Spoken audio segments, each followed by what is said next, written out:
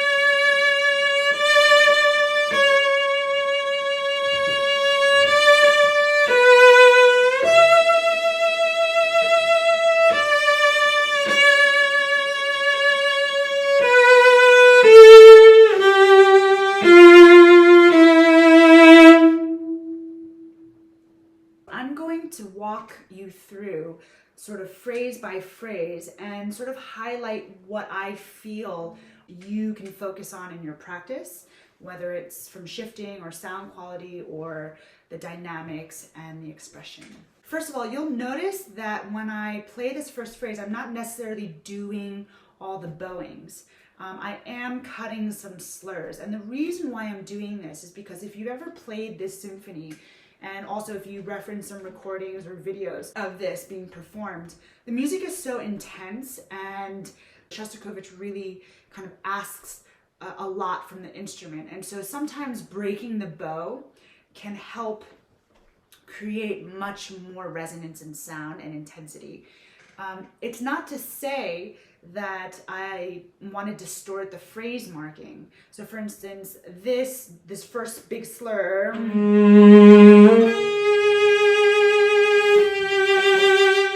right? So there's one very large slur over all three of these notes. Sometimes you have to be a really good judge as to whether that's a bowing marking or if it's a phrase marking. I'm interpreting this as a phrase marking because I know that Shostakovich wants me to connect the low G sharp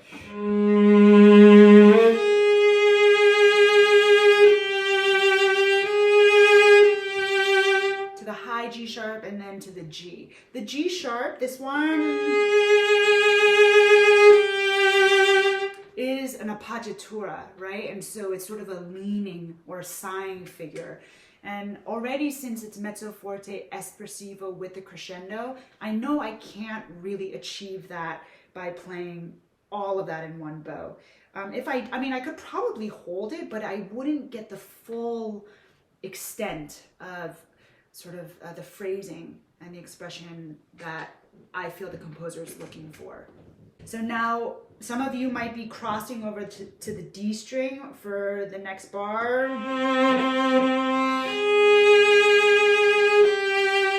For me, the A string from the C and shift upward. I personally prefer that because eliminating the string crossing and shifting on one string makes it sound more espressivo to me. Then here, that pickup C where we thought maybe it was a piano and it's not, I'm gonna go actually across to the D string here with my index finger. And again, with shifting, right, we talked about this in the scale video. You wanna release a little bit of that pressure a millisecond before you're about to move to the high C. Why? So you can travel more gracefully with more ease on the inside of that D string and securely land on that high C.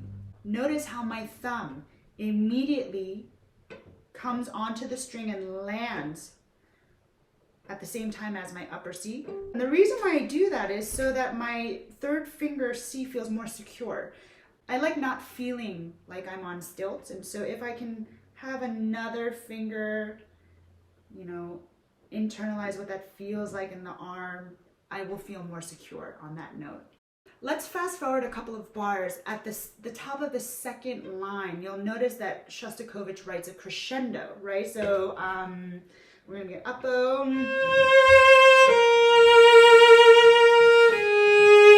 Now I'm gonna come down and restart. If I come down in volume, I can then leave myself a little bit of room so that I can show with each successive accented half note, I can build to that fortissimo D flat. So for instance,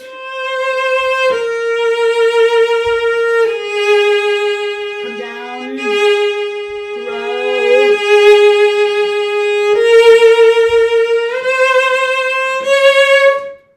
with the accent, I drop or I articulate the accent, right? The consonant, the pop.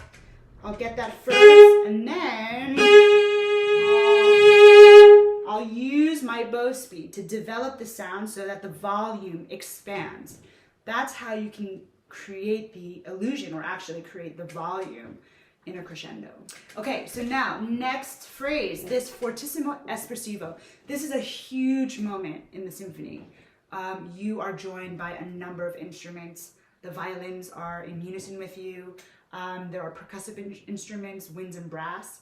So imagine every single quarter note has like just an immense amount of pain and anguish and weight. I'm also going to start this down bow. So again, I'm accenting because I'm making sure that my bow hair latches on to the left side of my string so that I can pull that note across. And I'm pulling with larger muscles, really primarily sort of my bicep and even my back. I'm engaging my entire torso and I'm trying to be as loose as possible. Every eighth note, even from this low G flat, I'm really tugging at my C string, which is far thicker and wider than the A or D. So I need to be much more patient. I need to pull with a little bit more of my arm. And I want to make sure that I'm not just using vertical weight, right? I am going to use my natural arm weight, but I'm not going to press on top of the string and smush it.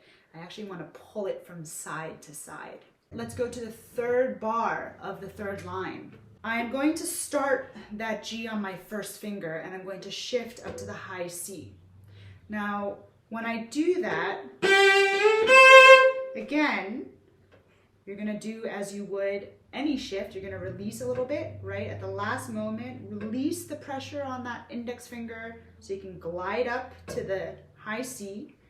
And my third finger, as soon as it goes down, I will also set down my thumb. So we are a pair. There's another reason why I want to bring the thumb up. I'm going to use that thumb as a fingering for the next G. So then in the next bar, I don't have to move. I'm using that as a strategic move for myself so that I can feel more secure in the coming bars. Okay, so this is your first really, I would say, big shift, right? And it's also quite high up. Cellist, if you feel less secure about being in thumb position and if you don't necessarily recognize these pitches with as much ease, I highly recommend that you go down to a lower octave. Find a place where you can play those notes in a more comfortable position. So, I'll recommend going down the octave.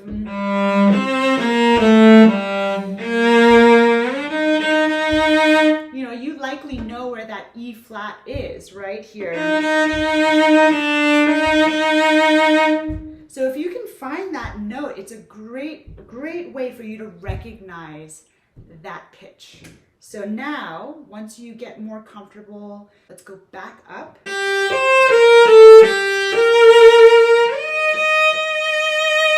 Okay, now I'm able to really feel secure about that pitch. Let's go to the end of the fourth line. I want to just demonstrate how you can use a fingering choice as a way to achieve something expressive and also prepare your left hand for the next big thing to come. So I'm playing. Now here, I'm actually going to use the open A string and then have my second finger on the high A. I like using the open A for a couple of reasons. One, I think the searing quality of it is striking and it actually matches the intensity of the music. For me, it's always about a musical or expressive quality. Two, the minute I use that open A, my left hand doesn't go to La La Land, right? I am already thinking about the high A, and you'll notice that my left arm is dropping towards this high harmonic A. Also, the split millisecond before I play that high A, my left finger, the second finger goes down on the string. I don't put it down at the same time as my bow because I know that it's risky. There's a chance that my finger might slip or fall. So if you do it slightly more in advance, you know it's right under your finger. Let's just talk about the last line. The big elephant in the room, let's address it here. This shift from the harmonic A to the octave A above that. So here, there are a number of ways that I think we can practice this. First of all, we are lucky that Shostakovich decided to put it on a note that corresponds with a harmonic. So if you ever need to check your intonation or the placement of your finger, you can always check if it corresponds to that harmonic. If you were to examine exactly where your arms are going, what direction are they going towards? Are they going up towards the sky or down to the ground? Right, they're going down to the ground. So if I'm shifting up to the A, I'm actually opening and dropping my arms and my hands towards that note. It's a different way of thinking, of shifting, but I think it's actually quite useful and helpful so that you can drop and get used to feeling like you're not raising your shoulders or feeling more tense. I'm gonna loosen, I'm gonna make sure my biceps and my thumbs and my hands are nice and loose. I'm gonna time the shift with my down bow. I'm not gonna start shifting up before, I change the bow. So timing and aligning those motions together is very, very important. Okay, cellists, I know I threw a lot of information at you today with regard to the Shostakovich excerpt, but there's a lot in there, and I hope that in addition to learning the notes, taking your time, isolating the phrases step by step, that you will also feel encouraged to take a much more holistic approach with your preparation. Listen to recordings, watch performances of this movement or the entire symphony. I look forward to seeing you in the last video for the Mendelssohn excerpt. If you have any questions or comments, leave them down below. You can send me an email. Again, good luck with your preparation, and I'll see you soon.